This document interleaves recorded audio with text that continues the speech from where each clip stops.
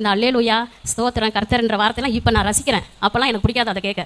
அல்லேலூயாங்கிறது ஒவ்வொரு பூசையிலுமே நாங்கள் வேற வேற டியூன்ல பாடுறோம். எங்கள் குட்டீஸ்லேருந்து பெரியவங்க வரைக்கும் எல்லாருமே ஒவ்வொரு பூசையிலுமே பாடுறோம். ஈவன் நீங்கள் டிவைன் ஆஃபீஸில் கூட கண்டிப்பாக அல்லேலூயா நீங்கள் சொல்லியிருப்பீங்களே. அல்லேலூயா நம்ம சொல்லாத வார்த்தைகளும் கிடையாது. தியானங்களில் கூட எங்கள் அல்லேலூயா நாங்கள் சொல்லிட்டு தான் இருக்கோம். அப்புறம் வேற என்னது, ஸ்தோத்திரம். எங்க குட்டி பிள்ளைங்க கூட கொஞ்ச நாளைக்கு முன்னாடி கூட ஒரு குட்டி அந்த ஸ்தோத்திரம் சிஸ்டர் அழகா வந்து சொல்லிச்சு. அதெல்லாம் பேரண்ட்ஸ் சொல்லி கொடுக்கறது, அவங்க வளர்ந்து வர சூழலை பொறுத்தது. கர்த்தருங்கிற வார்த்தை தமிழ் இல்லாத வார்த்தை. நாங்க எங்களுடைய பைபிளை ஃபுல்லா தமிழ் டிரான்ஸ்லேஷனுக்கு மாத்தி கொண்டு வந்தோம். அந்த மொழிபெயர்ப்புல கர்த்தருங்கிறத நாங்க விட்டுட்டோம்.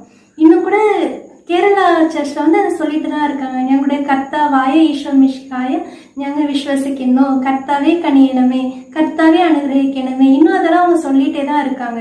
நீங்க இன்னும் சான்ஸ்கிரிட் வேர்ட்ஸ் நான் தமிழ் வேர்ட்ஸ் வச்சிருக்கீங்க, நீங்க அதை சொல்லிட்டு இருக்கீங்க. நாங்க ஆண்டவர்ன்னு நாங்க சொல்றோம். எல்லாருமே ஆண்டவரோட பிள்ளைங்க, நான் ஆண்டவரோட பிள்ளை அப்படி சொல்லுவேன். அது ஒரு ஃபீல் இருக்கு, எங்களுக்கு பிடிச்சிருக்கு. நாங்க கர்த்தரும் கூட தேவைப்படுற நேரங்களும் சொல்லதான் செய்வோம். நீங்க சொல்லலன்னு சொல்லுங்க.